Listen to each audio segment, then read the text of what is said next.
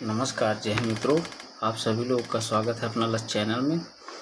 आज की वीडियो में हम लोग देखेंगे कि होमगार्ड का रिजल्ट आ चुका है और डीवी पीएसटी में क्या क्या लगेगा।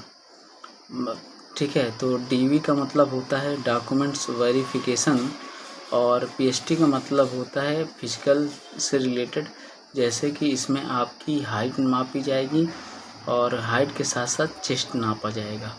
तो सब पे हम बात आज करेंगे इस वीडियो में। और जिन लोगों के दस्तावेज में कुछ कमी है तो उसके लिए क्या उपाय है उनको भी आज देखेंगे। तो चलिए आइए शुरू करते हैं। सबसे पहले बात करेंगे, देखो, होमगार्ड डीवी की। ठीक है, तो डीवी में क्या कराना है आपको, हम कुछ चीज़ें अभी बताएंगे। तो वो दस्तावेज आपको लेने हैं और लेने के बाद जो एडमिट कार्ड निकलेगा, अभी डीवी पीएसटी के लिए एक एडमिट कार्ड निकलेगा। आपने जब फॉर्म भरा था तब आपका आवेदन है, उसके बाद आपने जब पास कर लिया तो अभी आपका रिजल्ट आया है। ठीक है, अब रिजल्ट में क्वालिफाइड और जो लोग नहीं क्वालिफाइड हैं उनके उसमें भी सब में डेटा दिखा रहा है।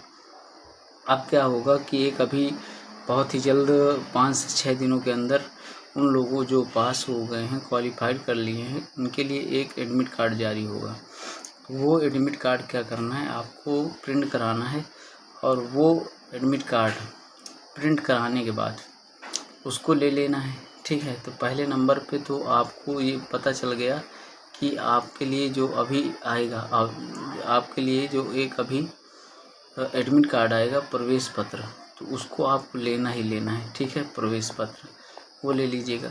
दूसरे नंबर पे आपको लेना है कि ऑनलाइन जब आपने फॉर्म फिल किया था तो उस समय उसका जो प्रिंट आउट निकलाए थे उसको लेना है। ठीक है, और इसके बाद दूसरी बात लेना है आधार कार्ड। आधार कार्ड लेने के बाद आधार कार्ड क्या करेंगे, आप आधार कार्ड ले लेंगे। ठीक है, ओरिजिनल होना चाहिए और उसकी फ़ोटो कॉपी अभी हम बता रहे हैं कितनी आपको करानी है। पहले नंबर पे तो आपने आवेदन पत्र ले लिया और इसके पहले आपको क्या लेना है, प्रवेश पत्र। प्रवेश पत्र क्या, जो अभी आएगा। ठीक है, दूसरे नंबर पे आधार कार्ड लेना है। आधार कार्ड ओरिजिनल लेना है और उसकी फ़ोटो कॉपी भी लेनी है। शैक्षिक योग्यता में क्या, कक्षा 10 की और कक्षा 12 की मार्कशीट ओरिजिनल लेनी है और इनकी फ़ोटो कॉपी भी लेनी है। फ़ोटो कॉपी कितनी करानी है ये हम आगे अभी बताएंगे। ठीक है, अभी इतना समझिए कि हमको क्या क्या लेना है। इसके बाद देखो, जन्म तिथि प्रमाण पत्र। जन्म तिथि प्रमाण पत्र क्या होता है, ये आपको कक्षा 10 की मार्कशीट में मिल जाएगा। ठीक है, जो 2010 या 2012 में हाई स्कूल किए हैं तो उनके उसमें तो ऑलरेडी पीछे छपी हुई थी। ठीक है, और इसके बाद नेक्स्ट क्या लेना है, आपको लेना है, यदि आप ईडब्ल्यूएस से भरे हों या ओबीसी से भरे हों तो इनके लिए आपको जाति प्रमाण पत्र बनवाना नहीं पड़ेगा। जो आपने फॉर्म फिल करते समय डाला था अनुक्रमांक, उनका तो अनुक्रमांक ऐसे लिखा होगा 42 21 22 00 इस तरह करके। ठीक है, तो ये जो अनुक्रमांक डाला था वही वो लोग मैच करते हैं। तो आपको वो वाला जाति प्रमाण पत्र ले लेना है, ओरिजिनल लेना है, उसकी फ़ोटो कॉपी लेनी है। इसके बाद निवास प्रमाण पत्र लेना है कि आप उत्तर प्रदेश से हैं या अन्य। ठीक है, तो निवास प्रमाण पत्र लेना है। इसके बाद पासपोर्ट साइज़ की 4 से 6 फ़ोटो। अब फ़ोटो कौन सी होनी चाहिए, तो फ़ोटो आप कोई भी ले लें लेकिन सेम ही रहें। लगभग में आप 10 बनवा लीजिएगा। फ़िलहाल इसमें तो हमने 6 लिखा हुआ है लेकिन 10 बनवा लीजिए, ताकि वहाँ जो फॉर्म भराते हैं उनमें भी फ़ोटो लगती हैं और वो जो फ़ोटो लगती हैं तो उनमें से कुछ फ़ोटो अगर 10 नहीं लेके जा रहे हैं तो फिर फ़ोटो कम पड़ जाएंगी। पहचान पत्र में क्या लेना है, अब देखो, कुछ लोगों को इसमें छूट मिली है, जैसे ड्राइविंग लाइसेंस का उन्होंने अनेबल कर रखा है।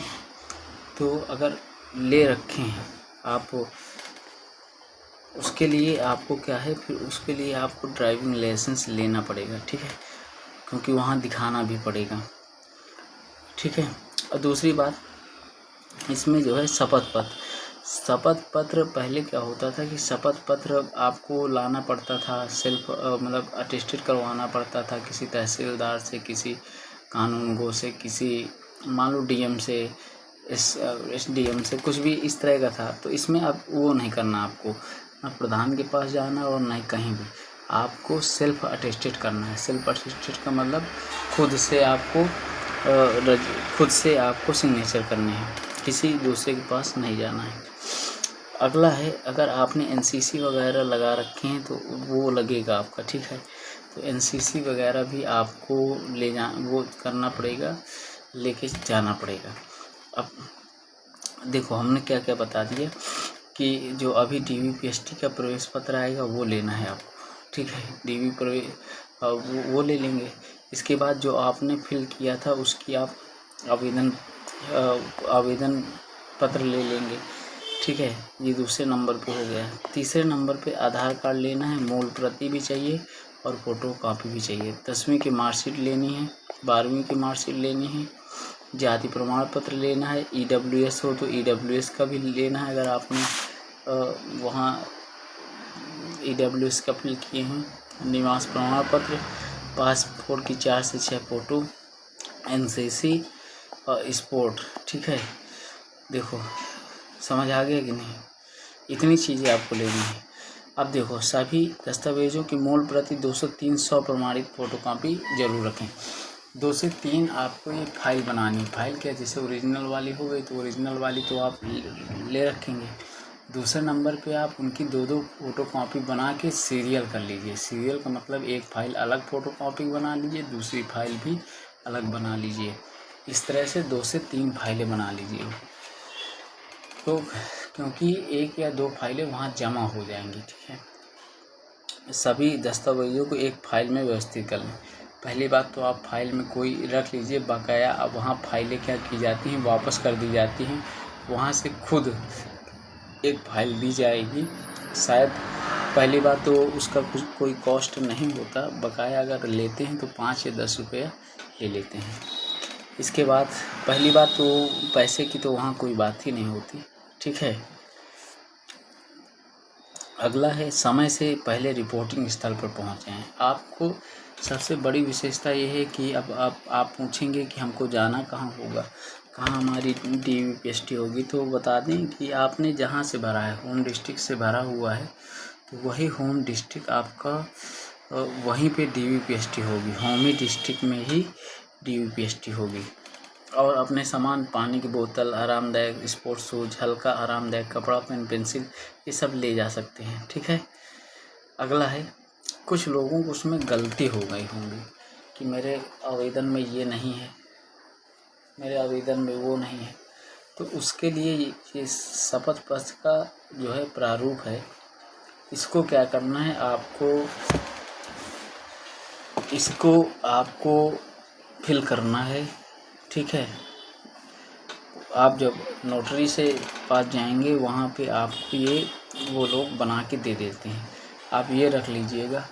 अभी बहुत सारे लोगों को डाउट होगा कि जो ओबीसी जैसे हैं, एससी एसटी हैं, मतलब इनको अगर जाति प्रमाण पत्र लगता है तो जाति प्रमाण पत्र केंद्र का होना चाहिए कि उत्तर प्रदेश का होना चाहिए, हिंदी में होना चाहिए कि इंग्लिश में होना चाहिए, तो ये क्लियर कर दी।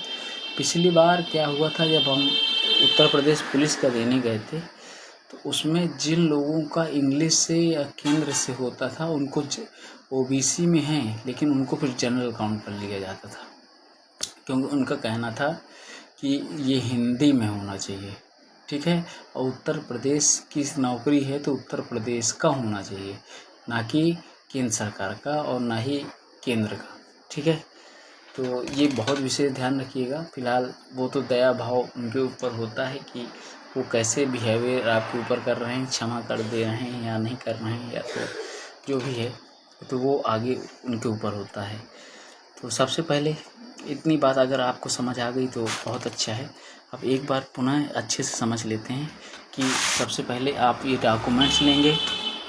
डॉक्यूमेंट्स लेने के बाद आप जाएंगे, और जाने के बाद आपको सबसे पहले प्रवेश दिया जाएगा, फिर वहाँ एक जगह एकत्रित करके बैठा लिया जाएगा सब लोगों को। फिर वो बारी बारी से बताएंगे कि इतने नंबर से इतने नंबर तक इस हाल में बैठेंगे, उस नंबर से उस नंबर तक, रजिस्ट्रेशन नंबर तक वो हाल नंबर रहेगा।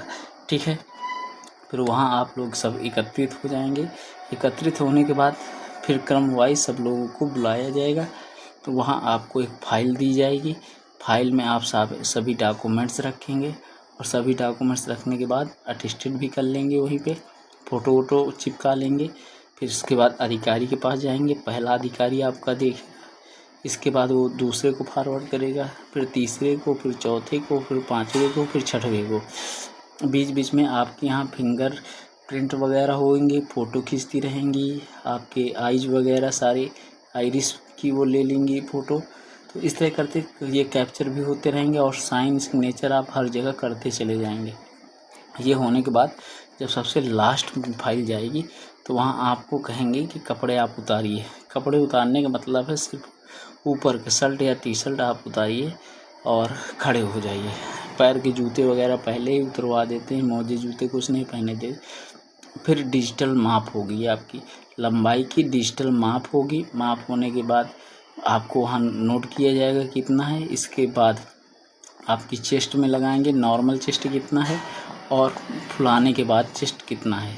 ठीक है, तो इतना हो जाएगा। इसके बाद आपकी फाइल जमा हो जाएगी। आपसे कह दिया जाएगा बाहर आप वेट करिए। फिर आप कपड़े पहन के बाहर वेट करते रहेंगे और जब वेट करते रहेंगे फिर आधे से 1 घंटे बाद आपको रिज़ल्ट दे दिया जाएगा। अगर आपको उसमें नाम है तो बहुत खुशी की बात है, और नाम नहीं है तो बहुत दुख की बात है, क्योंकि आप डीवी से नहीं बाहर होंगे। डीवी से नहीं बाहर होंगे तो फिर सर बाहर किससे होंगे? पीएसटी से बाहर होंगे। क्योंकि बहुत सारे लोगों की होता है कि 166 हाइट हो, ठीक है, 167 हो और मांग रखा गया है 168 मेल की, तो ये नहीं होती तो इन लोगों को बाहर कर दिया जाता है। तो आप देखेंगे तो पीएसटी में बाहर होंगे, डीवी में नहीं। डीवी में नहीं बाहर करते हैं क्योंकि घोषणा पत्र का प्रारूप हमने आपको दे दिया है, उसी में आप लोगों का लिखा के ले लिया जाता है कि मैं इसकी सही जानकारी, ये देखो इसमें सारा कुछ लिखा हुआ है, कुछ बताने की आवश्यकता नहीं है। और इसी तरह हो जाएगा हमारा डीवी और पीएसटी। फिर इसके बाद फिर एक एडमिट कार्ड जारी होगा और जारी होने के बाद शुरू होगी कहानी दौड़ की, जिसे पीईटी कहते हैं। क्या कहते हैं? पीईटी। अभी सिर्फ डीवी पीएसटी हो रहा है, इसके बाद पीईटी होगा। तो चलिए, इसी तरह की महत्वपूर्ण जानकारी के लिए हमसे जुड़े रहिए, चैनल को सब्सक्राइब करिए और मिलते हैं नेक्स्ट वीडियो पे। तब तक के लिए जय हिंद, जय भारत।